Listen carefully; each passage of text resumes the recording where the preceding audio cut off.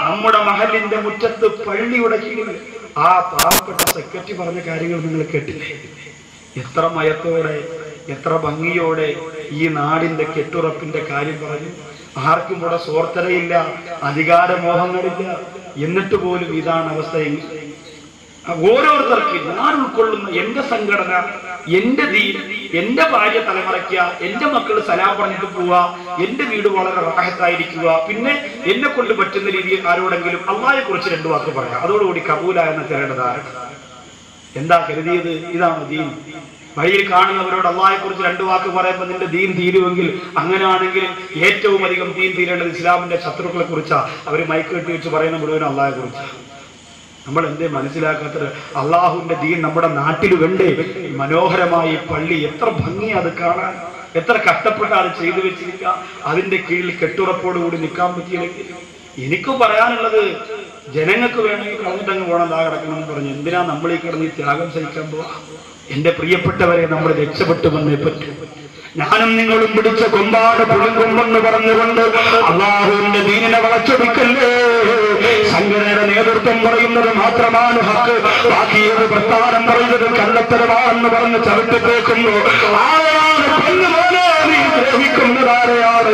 അബീരയുടെ മണവാറിനെ സയ്യിദെന്ന് പറയല്ലേ എന്ന് പറഞ്ഞ പ്രസ്ഥാനം പോലും തന്റെ പുസ്തകത്തിലൂടെ 100-ലധികം പ്രാവശ്യം തന്റെ സ്വന്തം നേതാവിനെ സയ്യിദെന്ന് വിളിക്കുമ്പോ റസൂലുള്ളാഹിയെക്കാളും നല്ല നേതാവ് നമുക്ക് വന്നുപോയോ?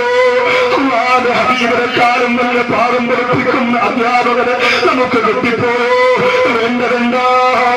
നല്ല ഭയത്തോടെ ധർമ്മത്തോടെ യഥാസോടെ വന്നിരുന്നില്ലാരെങ്കിൽ എവിടെയെങ്കിലും പോയി 10 വഖത്ത് ജമാഅത്തായി നിസ്കരിക്കുമ്പോ ഞാൻ വല്ല ദീനുള്ളവനായിപ്പോ എന്ന് ചിന്തിക്കുമോ?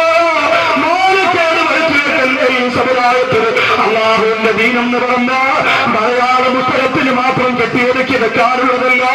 എന്റെ പ്രിയപ്പെട്ടവരെ, വെല്ലോട് ബാഹിയാത്ത് സാലിയാത്തിന്റെ ലൈബ്രറിയിലേക്ക് കടന്നു ചെല്ലാൻ നിങ്ങൾക്ക് കഴിയോ? സബീർ റഷാദിന്റെ ലൈബ്രറിയിലേക്ക് കടന്നു ചെല്ലാൻ കഴിയോ? കാരന്തോട് മർക്കസടക്കമുള്ള എന്റെ പ്രിയപ്പെട്ടവരെ, APയുടെയും EKയുടെയും സ്ഥാപനങ്ങള്, കൃഷ്ണയുടെ സ്ഥാപനങ്ങള്, ആ സ്ഥാപനത്തിന്റെ ഉസ്താദുമാരെ പഠിക്കുന്ന കിതാബടക്കി വെച്ചിരിക്കുന്ന ലൈബ്രറിയുടെ അകത്തേക്കൊന്ന് കടന്നു എന്നാൽ ഒരു വരി തെറ്റുകൂടാതെ വായിച്ചർത്ഥം പറയാ. എന്റെ പ്രിയപ്പെട്ടവരെ, നമുക്ക് കഴിയില്ല. പിന്നെ ആരോ കിട്ടിയ മലയാളം പുസ്തകമാണ് ഏറ്റവും വലിയ വേദമെന്ന് പറഞ്ഞ് തലയിൽ ചുമന്ന് ബാക്കിയുള്ള എല്ലാ ദീനിന്റെ പ്രവർത്തനങ്ങളും പുച്ഛിച്ചു തള്ളുന്നവരെ അല്ലാഹുവിന്റെ കോടതിയിൽ ചെല്ലുമ്പോ, പടച്ചറപ്പിന്റെ കോടതിയിൽ ചെല്ലുമ്പോ സ്വന്തം പല്ല വീർപ്പിച്ചുകൊണ്ട് ഞാൻ അവരോട് ദീനിനെ കുറിച്ച് പറഞ്ഞുകൊണ്ട് രക്ഷപ്പെടാൻ നോക്കുന്ന നന്മയുടെ വാതായനങ്ങൾ നാട്ടിൽ പൊട്ടിവിളയ്ക്കുമ്പോ അതിനെ തൊട്ടോട് വെച്ച് കത്തിക്കുന്ന ദുർഗുണം ഇസ്ലാമിന്റെ ശത്രുക്കൾക്കുള്ളതാ. അത് ദീനിന്റെ പ്രവർത്തകർക്ക് ചേർന്നതല്ല. അല്ലാഹു നമ്മെ കാത്തിരക്ഷിക്കട്ടെ. നായ പഠിപ്പിച്ചു തരാ 10 കാര്യം. ഞാൻ പഠിപ്പിക്കല്ല, അത് പഠിപ്പിക്കല്ല. ഞാനടക്കം നമ്മൾ ഓരോരുത്തരും പഠിച്ചോ. നമ്മുടെ വീടിന്റെ മുമ്പ് നിൽക്കുന്ന നായ, തെരുവ് നായ നമുക്ക് പറഞ്ഞു തരുന്നു 10 ഗുണപാഠം. അത് പഠിച്ചിട്ടെങ്കിലും നീ മനുഷ്യനാകുന്ന. അള്ളാഹുവിന്റെ ഖുർആൻ സൂറത്തുൽ കഹഫ് വെള്ളിയാഴ്ച ഓതുന്ന എത്ര പേരുണ്ട്? ഓതിയാൽ അടുത്ത വെള്ളിയാഴ്ച വരെ അവന് പുണ്യമാണ്. അപകടത്തിൽ നിന്ന്, ദുരന്തത്തിൽ നിന്ന് അവൻ അള്ളാഹു രക്ഷപ്പെടുത്തും. ശപിക്കപ്പെട്ട പിശാചിൽ നിന്ന് കാവലുണ്ടാകും. ഇതൊക്കെ വെറുതെ പറഞ്ഞതല്ല. പെണ്ണുങ്ങളും ഓതണം. പെണ്ണുങ്ങൾ ഓതാൻ വേണ്ടി പള്ളിയിൽ പോകണം. പെണ്ണുങ്ങൾ ഓതാൻ വേണ്ടി പള്ളിയിൽ പോയാൽ ഖുർആൻ തികയത്തില്ല. പെണ്ണുങ്ങൾ വീട്ടിലിരുന്ന് ഓതണം. വെള്ളിയാഴ്ച രാവ് അസ്ർ കഴിഞ്ഞാൽ പിന്നെ വെള്ളിയാഴ്ച ജുമയ്ക്ക് മുമ്പ് വീട്ടിൽ നിന്ന് സൂറത്തുൽ കഹഫിന്റെ പ്രിയപ്പെട്ട വെള്ളിയാഴ്ച ളുഹറിന് മുമ്പ് പ്രിയപ്പെട്ട സഹോദരിമാർ ഓതണം. ആണുങ്ങൾ ഓതണം. 12:30 മണിയാകുമ്പോൾ മിമ്പർ കയറിയുന്ന ഉസ്താദ് അമീറുൽ മുഅ്മിനീൻ അബൂബക്കർ സിദ്ദീഖ് എന്ന് പറയുമ്പോൾ അതുവരെ വെളിയിൽ നിന്നുകൊണ്ട് പാത്താളം അടിക്കുക. അള്ളാഹുവെ, നമ്മളെ പോയിട്ട് ബാക്കിയുള്ളൂ. നീളത്തിന് നാക്കള്ള തന്നിട്ടുണ്ട്. 10 പേരെ കിട്ടിയാ പിന്നെ ഇതുപോലെ ഡകാന്ന് സംസാരിക്കാൻ പറ്റും. എന്തൊക്കെയാ പറയുന്നറിയോ? എന്തൊക്കെയാ പറയാ? ഒരു സ്ഥലത്ത് ഞാനിങ്ങ് കുറച്ച് ദിവസങ്ങൾക്ക് മുമ്പ്, അതിന് മുമ്പ് ഒരു സ്ഥലത്ത് ഒരു ചെറിയ 1.5 രൂപ വരെ ഒരു സ്പീക്കർ എടുത്ത് വെച്ച്, ഒരു പുക പോണ ഒരു ആംപ്ലിഫയർ എടുത്ത് വെച്ച് ഒരാൾ പ്രസംഗിക്കുകയാണ്. 4 പേര് മുമ്പ് കേൾക്കാൻ വന്നിരിക്കണം. എന്തൊരു പ്രസംഗം എന്നറിയോ? ഞാനിവിടെ പറയുന്നത് അങ്ങ് അമേരിക്കയിൽ ഇരുന്നു കൊണ്ട്, വൈറ്റ് ഹൗസിൽ ഇരുന്നു കൊണ്ട് ബറാക് ഒബാമ കണ്ടുകൊണ്ടിരിക്കുകയാ. അത് അങ്ങേക്ക് അതല്ലേ ജോലി. ഇവന്റെ 1.5 ഒരു ആംപ്ലിഫയർ കണ്ടുകൊണ്ടിരിക്കുക. അപ്പൊ വാർത്താളം അടിക്കാൻ നമ്മൾ അമ്മോ സമ്മതിച്ചു കൊടുത്തേ കിട്ടും. താത്തമാരൊക്കെ കല്യാണത്തിന് പോയി 10 പേരെ കണ്ടാൽ പറയും അങ്ങ് തുടങ്ങിയുണ്ടല്ലോ, എന്റെ മച്ച എങ്ങനെയാ എന്നും രാത്രി പിന്നെ ഇച്ചിരി പാല് കുടിക്കണം, ഇച്ചിരി മുട്ട പൊരിച്ചത് കുടിക്കണം, എല്ലാ ദിവസവും ഒന്നും കഴിക്കാറില്ല. പിന്നെ ഓട്സാണ് എന്റെ മച്ച, ഒന്നും വേണ്ട, ഓട്സ് വാങ്ങാം, വെള്ളത്തിൽ കലക്കി എങ്ങനെ ആടിന് വെള്ളം കൊടുക്കണം, മച്ച വരെ കുടിച്ചെടുക്കും. ഇതാണ് എന്റെ മച്ചാക്ക്. അപ്പൊ ഇങ്ങനെ താളം വിടാൻ അല്ലോ. അതുപോലെ നമ്മള് മോശമാണോ? സുബ്ഹാനല്ലാഹ്, നമ്മളും മിടുക്കരല്ലേ. നമ്മൾ ചില ആൾക്കാര് ഒരു സ്ഥലത്ത് ഇത്തിരി ആളെ കാണുമ്പോ ചില ചെറുപ്പക്കാർ എന്നിട്ട് പറയും, എന്നാലും നമ്മളവിടെ തന്നെ അത്ര പോരാ. കാരണം എന്താ? നമ്മളെക്കാളും വലിയ പരിപാടി ലോകത്താരും വെക്കാൻ പാടില്ല എന്ന തീരുമാനത്തിലാവും. അതുകൊണ്ട് വേറെ ഏത് സദസ്യം അത്ര പറ്റൂല. ചിലപ്പോ അതിന്റെ ഇരട്ടി കാണും ആള്, എന്നാലും അങ്ങനെ പറയും. താളം വിടാൻ, സംസാരിക്കാൻ 10 പേരെ കിട്ടിയാൽ നമ്മളെ കഴിഞ്ഞിട്ട് ബാക്കിയുള്ളൂ. അതുപോരാ സഹോദരങ്ങളെ, ആ രീതിയിലൂടെ മാത്രം നമ്മൾ കടന്നു വന്നാ പോരാ. നമ്മൾ ചിന്തിക്കുക, അള്ളാഹുവിന്റെ പരിശുദ്ധ ഖുർആനിന്റെ സൂറത്തുൽ കഹ്ഫ് വെള്ളിയാഴ്ച നമ്മൾ ഓതുക. വെളിയിൽ നിന്ന് സംസാരിച്ചുകൊണ്ട് നിന്ന് ബഹുമാനപ്പെട്ട ഹബീബ് ഉസ്താദ് ഖുത്ബ ചെയ്യുമ്പോ നിസ്കാരം തുടങ്ങുന്ന ചാടിക്കേറി നിസ്കരിച്ച് ഇറങ്ങി വരുന്നവന് ജുമഅ കിട്ടുമോ? ഇല്ല. ഖുത്ബയുടെ ആദ്യം മുതൽ അവസാനം വരെ ശ്രദ്ധാപൂർവം കേട്ടിരുന്നവനല്ലാതെ ജുമഅ ഇല്ല. എന്റെ പ്രിയപ്പെട്ടവരെ, അങ്ങനെ ആ ജുമഅ നിസ്കാരം കിടന്നിറങ്ങുമ്പോ ഉസ്താദ് എന്തെങ്കിലും നസീഹത്ത് പറഞ്ഞാൽ കേൾക്കാതിരിക്കോ? ഇല്ല. പക്ഷേ ആ പള്ളിയിൽ നിന്ന് പുറത്തിറങ്ങിയിട്ട് നമ്മൾ ഓടുകയല്ലേ. സൂറത്തുൽ കഹ്ഫ് നേരമില്ലാത്ത സമുദായം ഇറങ്ങിയോടിയിട്ട് പള്ളിയിൽ നിന്ന് ഇറങ്ങി വന്ന ഉടനെ നമ്മൾ പറയുന്നതെന്താ? ഒരു സോഡ നാരങ്ങ ഒഴിച്ചിടെ പോയാ കടയിൽ വരിക, എല്ലാ ജുമാ നിസ്കാരം കഴിഞ്ഞ് സലാം വീട്ടിയ ഉടനെ ഒരു സോഡ നാരങ്ങ വെള്ളം കുടിച്ചുകൊണ്ട് ഒറ്റ പോക്കാ. വേറെ ഒന്നും പള്ളിയിൽ എന്ത് പൊതുയോഗം നടന്നാലെന്ത്, മതപ്രസംഗം നടന്നാലെന്ത്, കമ്മിറ്റി നടന്നാലെന്ത്, ഉസ്താനെ പിരിച്ചുവിട്ടാലെന്ത്, ഉസ്താനെ തിരിച്ചെടുത്താലെന്ത്, ഇതൊക്കെ ഒരു പ്രശ്നം. അവനൊന്നും അറിയേണ്ട കാര്യമില്ല. അവന് മരിക്കുമ്പോൾ ആരെങ്കിലും കൊണ്ടുവന്ന് നടക്കുന്നുള്ള കാര്യം ഉറപ്പാ. മിക്കവാറും അടക്കാൻ കിട്ടും. ഈ കണക്കിന് കവറിനകത്ത് കെട്ടി കുയിലാക്കിക്കൊണ്ടിരുന്ന എങ്ങനെ അടക്കാൻ കിട്ടും? 7-8 ദിവസമൊക്കെ അങ്ങനെ കിടന്നാൽ വല്ലാത്ത രംഗമാണ്. കൂട്ടുകാരനല്ലേ, കൂടെ കൊണ്ട് നടന്നവനല്ലേ. എത്ര സംഭവം ഇങ്ങനെ ലോകത്ത് അനേകായിരം സംഭവങ്ങൾ നടക്കുകയാണ്. ഇതൊക്കെ നമ്മൾ കാണണം, നമ്മൾ അറിയണം, നമ്മൾ ചിന്തിക്കണം.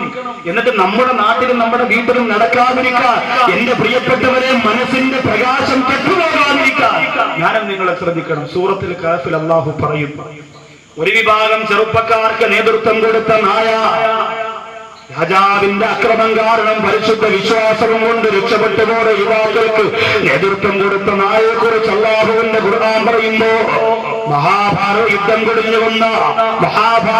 കഴിഞ്ഞു വന്ന ആ ഒരു വിഭാഗത്തിന് നേതൃത്വം കൊടുക്കാൻ മുമ്പിലുണ്ടായിരുന്ന നായയെ കുറിച്ച് മഹാഭാരതം പറയുമ്പോ, ഇത്താഖ് എന്ന് പറയുന്ന സ്ഥലത്തിന്റെ സ്വന്തം ജന്മനാട്ടിൽ നിന്ന് അതേ ആ മതത്തിന്റെ പ്രചരണത്തിന് വേണ്ടി പോയ യൂസസ് എന്ന് പറയുന്ന മനുഷ്യൻ തിരിച്ച് ജന്മനാട്ടിലേക്ക് വരുമ്പോ വലിയ താടിയായി പോയി, ശരീരത്തിൽ ഒരുപാട് വ്യത്യാസം വന്നുപോയി. ഇത്താഖ എന്ന് പറയുന്ന ബൈബിൾ പരിചയപ്പെടുത്തുന്ന രാജ്യത്തിലേക്ക് കടന്നു വന്നപ്പോ ആ സഹോദരനെ തിരിച്ചറിയുന്നവരാരും അവിടെ ഇല്ല. ബന്ധുക്കൾക്ക് മനസ്സിലായില്ല. ആട്ടിയോടിച്ചു, നാട്ടുകാരാട്ടിയോടിച്ചു. അവസാനം തിരിച്ചു പോകാൻ കടക്കരയിൽ വന്നിരിക്കുമ്പോ ആ സഹോദരൻ ധരിച്ചിരുന്ന കുപ്പായത്തിലേക്ക് ഒരു ജീവി വന്ന് കടിക്കുകയാ. തിരിച്ചു നോക്കുമ്പോ വർഷങ്ങൾക്ക് മുമ്പ് താൻ തന്റെ മടിയിലിരുത്തി പാല് കൊടുത്തിരുന്ന, ബിസ്ക്കറ്റ് കൊടുത്തിരുന്ന വളർത്തുനായാണ് വന്നിട്ട് തന്റെ യജമാനെ കണ്ട് തിരിച്ചറിഞ്ഞു പോയതെങ്കിൽ ആ നായെ കുറിച്ച് ക്രൈസ്തവ മതം പരിചയപ്പെടുത്തുമ്പോ എന്റെ പ്രിയപ്പെട്ടവരെ, ഈ നായിൽ നിന്ന് സമുദായത്തിന് പഠിക്കാനുള്ള 10 കാര്യം ഹസൻ ബസ്രി റളിയല്ലാഹു തആല പറയുന്നു. ഒന്നാമത്തെ കാര്യം എന്തെന്നറിയോ?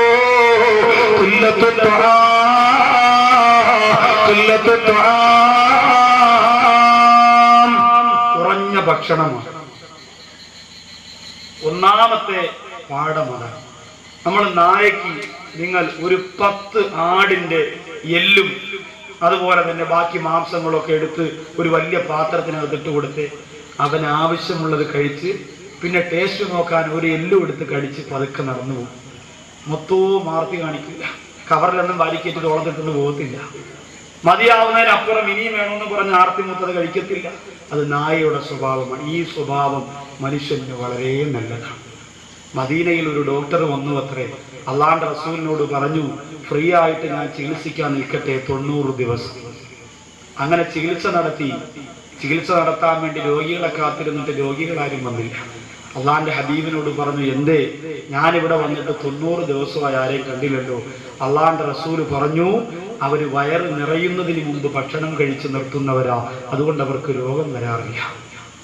വയറ് നിറയുന്നതിന് മുമ്പ് ഭക്ഷണം കഴിച്ച് നിർത്തുന്നവരാ, അതുകൊണ്ട് രോഗം വരാറില്ല. അത്താഴത്തിന് സുബഹിക്ക് മുമ്പ് അത്താഴം കഴിച്ചിട്ട് പള്ളിയിലേക്ക് വരുന്നവരുണ്ടല്ലോ, ഹൗദിന്റെ അടുത്ത് ഇക്കാമത്ത് കുറെ പെട്ടെന്ന്, കാരണം ഇക്കാമത്ത് കൊടുത്തിട്ട് ആടിപ്പോവും, അത്രയ്ക്ക് ഫുള്ളാക്കി വെച്ചിരിക്കുകയാണ്. ഇനി സമയമില്ല അത്രത്തോളം. ഞാൻ ആദ്യം ജോലി ചെയ്യാൻ പോയി ചെറിയൊരു മഹല്ല്, അവിടുത്തെ മഹദി സാഹിബ് പാവം സാധുവാണ്, വലിയ വിവരമൊന്നുമില്ല. അപ്പോ അന്ന് റമദാൻ മാസത്തിലെ ഒരു സ്ഥലത്തും ആദ്യം ഫസ്റ്റ് ദിവസം ഡേറ്റ് കൊടുത്ത് തെറ്റിപ്പോയത് കൊണ്ട് ആദ്യത്തെ ദിവസം വാദുണ്ടായിരുന്നു. അതിന് പോയി വന്നപ്പോ സനതെടുത്ത് ഡിഗ്രി എടുത്ത് കഴിഞ്ഞ് വന്നിട്ട് ഫസ്റ്റ് റമദാനാണ്, ഫസ്റ്റ് ജോലിയാണ്. അപ്പോൾ പ്രസവം കഴിഞ്ഞ് രാത്രി ഒരുപാട് വയ്യ വന്നു. അപ്പൊ ഞാൻ മഹദി സാഹിബിനോട് പറഞ്ഞു, അത്താഴത്തിന് ഭക്ഷണത്തിന് വേണ്ടി നിങ്ങൾ വിളിക്കുമ്പോൾ നിങ്ങൾ ഇച്ചിരി നേരത്തെ വിളിക്കണം. സാധാരണ ബാങ്കിന് തൊട്ട് മുമ്പ് എഴുന്നേറ്റ് കഴിക്കൽ ഒരു 10-15 മിനിറ്റ് മുമ്പ് കഴിച്ച് തീർന്ന വല്ലൊക്കെ വെച്ചിരിക്കലാണ് സുന്നത്ത്. ഞാൻ പറഞ്ഞു, നിങ്ങൾക്ക് നേരത്തെ വിളിക്കണം, കാരണം സമയത്ത് ചിലപ്പോൾ നിങ്ങൾ ഉറങ്ങിപ്പോയി, ഞാനും ഉറങ്ങിപ്പോയി. പ്രസവം കഴിഞ്ഞ് വളരെ ക്ഷീണിച്ച് വന്നത്, അതുകൊണ്ട് നിങ്ങളൊരു കാര്യം ശരി ഉസ്താദേ. അങ്ങനെ 1:30 മണിയായപ്പോൾ മുമ്പിൽ വിളിക്കാൻ ഞാൻ പറഞ്ഞു, 1:30 മണിയല്ലേ ഉസ്താദേ, സാധനമല്ല അവിടെ എത്തിക്കൊണ്ട് മുമ്പ് റെഡിയാണ്. ഞാൻ പറഞ്ഞു, നിങ്ങളൊരു കാര്യം 4 മണിക്ക് വിളിച്ചാൽ മതി. നേരത്തെ ഞാൻ ഉദ്ദേശിച്ചതാ, 4 മണിക്ക് വിളിച്ചു. ശരി ഉസ്താദേ, എന്നാ ആയിക്കോട്ടെ. അങ്ങനെ മുറ്റമൊക്കെ അടിച്ചു വാരി തൂത്ത് വൃത്തിയാക്കിയൊക്കെ ഇട്ടിട്ട് പാവപ്പെട്ട ഇരുന്നിരുന്ന ഒരു സ്ഥലത്തിരുന്ന് അങ്ങ് ഉറങ്ങിപ്പോയി. അപ്പുറത്തെ പള്ളിയിൽ ബാങ്ക് വിളിക്കാൻ വേണ്ടി മൈക്കിൽ കൊട്ടിയപ്പോഴാ പുള്ളി ഉണരണേ. അല്ലാഹു അക്ബർ. പെട്ടെന്ന് എന്റെ ഫസ്റ്റ് നോമ്പ് ഡിഗ്രി എടുത്ത് വന്നിട്ട് വാതിലിൽ മുട്ടി, വാതിൽ തുറന്നു. ഞാൻ പറഞ്ഞു, പേസ്റ്റും എടുത്ത് ബ്രഷിലൊക്കെ വെച്ച് ഇങ്ങനെ പല്ലിയൊക്കെ വേണ്ടി പോകുമ്പോൾ അദ്ദേഹം പറയാം, എവിടെ പോവാ? ഞാൻ പറഞ്ഞു, പല്ലി വെച്ചിട്ട് ഭക്ഷണം കഴിക്കണ്ടേ, ഇന്നിപ്പോൾ പല്ലി കഴിക്കാതെ കഴിക്കാം, പെട്ടെന്ന് വരും. അപ്പോൾ അപ്പുറത്ത് വാങ്ങി കഴിക്കാം. ഞാൻ പറഞ്ഞു, അവിടെ വാങ്ങി, അത് അവിടെ ഇല്ലേ, നിങ്ങൾ കഴിച്ചിട്ട് ഞാൻ പതുക്കെ ഇവിടെ വാങ്ങി വിളിച്ചോളാം. ഇവിടത്തെ വാങ്ങി കേൾക്കുമ്പോൾ നിങ്ങൾ കഴിക്കാലോ, അതുവരെ കഴിക്കാലോ, ഞാൻ പതുക്കെ വിളിച്ചോളാം, നിങ്ങൾ കഴിക്കും, പെട്ടെന്ന് പല്ലി കഴിക്കാൻ പോകണ്ടതാണ്. ഇത് നമ്മുടെ ജീവിതത്തെ ആഴ്ച വയ്ക്കേ. ഈ സഹോദരൻ, ഇത് ഞാൻ വെറുതെ പറഞ്ഞല്ലോ കേട്ടോ, ചില ആൾക്കാർ പറയും പ്രസംഗത്തിന്റെ മഞ്ചിന് വേണ്ടി പറയുന്നത്. അബ്ദുൽ കണ്ണ് എന്നാണ് അദ്ദേഹത്തെ എല്ലാവരും വിളിക്കുക. സ്ഥലം കൂടെ പറഞ്ഞുതരാൻ വേഗമോട്, സംശയമുള്ളവർക്ക് ഇനിയിപ്പോൾ അത് വേണ്ട. അപ്പോ എന്റെ പ്രിയമുള്ള സഹോദരങ്ങളെ, ഭക്ഷണത്തിന്റെ കുറവുണ്ടല്ലോ, ആ ഭക്ഷണം കുറയ്ക്കുക എന്നുള്ളത് ജീവിതത്തിൽ അല്ലാഹു സുബ്ഹാനഹു വ തആല